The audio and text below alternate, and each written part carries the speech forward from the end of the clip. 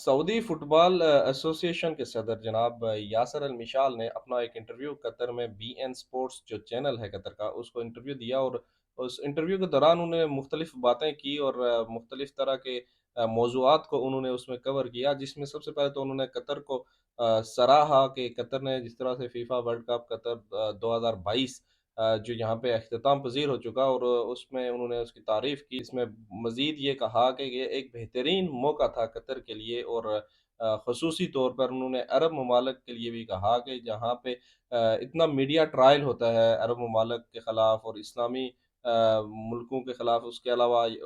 इस्लाम के ख़िलाफ़ ख़ुसूसी तौर पे जिस तरह का प्रोपेगेंडा वेस्ट में किया जाता है, मगरब में किया जाता है और एक अलग ही माइंडसेट बनाया जाता है लोगों का और मीडिया में जिस तरह से हमारे खिलाफ बातें होती हैं, ये कतर को एक बेहतरीन मौका मिला हुआ था कि जो कि हकीकत लोगों को यहाँ पे आके उन पे आश्कार हुई और वो यहाँ पे आए। दुनिया के सभी ममालिक से लोग कतर में मौजूद थे और उन्होंने यहाँ पे खुद अपने आँखों से देखा, अपने कानों से सुना और खुद देख के एक्सपीरियंस करके यहाँ से गए कि हम अरब लोग कैसे हैं और हमारी रवायात कैसी हैं, हमारा कल्चर कैसा है। तो ये एक बेहतरीन मौका था कतर के पास। उन्होंने मज़ीद इसमें ये चीज़ें ऐड की कि यहाँ पे जिस तरह के स्टेडियम बने हुए थे और एक शानदार किस्म का यहाँ पे इन्होंने एक इंतज़ामी उमूर को यहाँ पे रखा हुआ था, जिसमें खूबसूरत स्टेडियम और खूबसूरत तरीके से यहाँ पे जो ट्रांसपोर्टेशन का निज़ाम चलाया गया, उसके अलावा यहाँ पे खूबसूरत तरीके से हर चीज़ को रिप्रेज़ेंट किया गया, जो ख़ुसूसी तौर पर फ़ैन ज़ोन वगैरह बनाए गए थे और वहाँ पे लोगों को सहूलियात जो दी गई,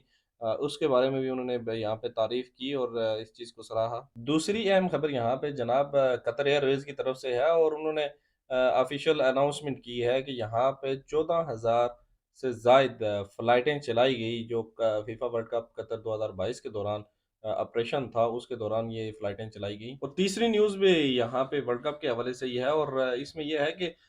यहाँ पे अभी 2022 में जो वर्ल्ड कप हुआ, उससे पहले जो लास्ट टाइम हुआ था, वो रशिया में हुआ था 2018 में। तो इसके हवाले से यहाँ पे ये खबर आई है कि फीफा की जानिब से कि इस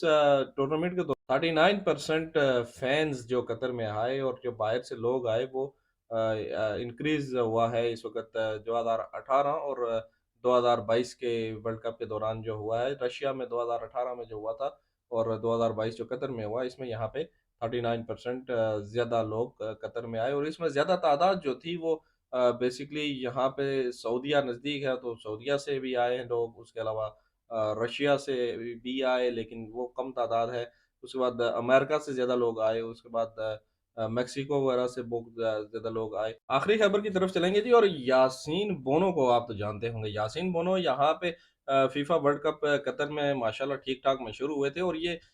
मराकश से इनका तल्लक है, मगरब की जो टीम थी वहाँ मोरक्को की और उसमें गोलकीपर का इन्होंने काम जो है वो सरअंजाम दिया, वो एज़ ए गोलकीपर खेलते हैं उस टीम में और इनका यहाँ पे मशहूर होना और उसके अलावा से अब यहाँ पे फीफा में इनकी रिकॉग्नाइजेशन होना ये बहुत अच्छी बात है और एक अच्छा इकदाम है फीफा की जानिब से और इसी सिलसिले में अब यासीन बोनो को फीफा की तरफ से बेहतरीन गोल कीपर के लिए जो है वो मुंतखब किया जा रहा है और उसमें